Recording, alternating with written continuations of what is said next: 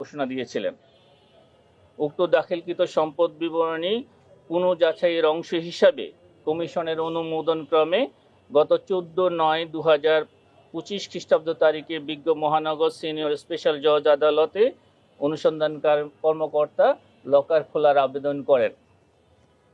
তৎপ্রেক্ষিতে বিজ্ঞ মহানগর senior special জজ একজন জুডিশিয়াল ম্যাজিস্ট্রেট, অনুসন্ধানকারী কর্মকর্তার যিনি তদারককারী কর্মকর্তা তিনি বাংলাদেশ ব্যাংকের বুলিয়ন শাখা কর্তৃক মনোনীত একজন স্বর্ণ বিশেষজ্ঞ, এনবিআর এর কর গোয়েন্দা ও সিআইসি কর্তৃক মনোনীত 2 জন কর্মকর্তা সহ সংশ্লিষ্ট শাখার ব্যাংক কর্মকর্তার উপস্থিতিতে লকার 3টি খোলার আদেশ প্রদান করেন।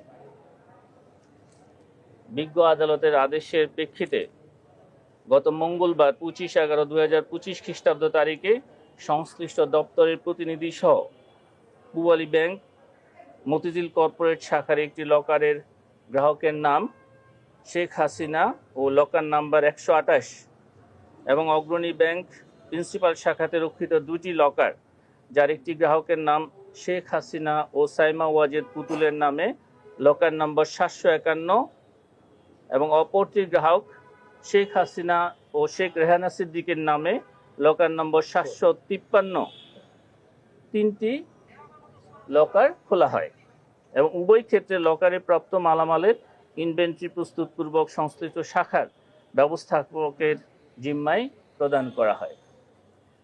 আমাদের দুর্নীতি দমন কমিশনের অনুসন্ধানকারী কর্মকর্তার আবেদনের প্রেক্ষিতে বিজ্ঞ আদালত লকার খোলার অনুমতি দিয়ে থাকে এবং সেখানে সিআইসি এবং জাতীয় রাজস্ব বোর্ডের 2 জন কর্মকর্তাকে রাখার জন্য আমরাই আবেদন করেছিলাম। আমাদের আবেদনের প্রেক্ষিতে তারা সেখানে উপস্থিত ছিলেন।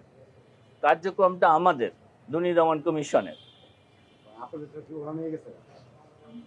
প্রাপ্ত মালামাল লকার খোলার পরে পূবালী ব্যাংক পিএলসির মতিঝিল কর্পোরেট শাখায় গ্রাহকের নাম শেখ হাসিনা লকার নম্বর 128 একটি খালি ছোট পাটের ব্যাগ পাওয়া যায়।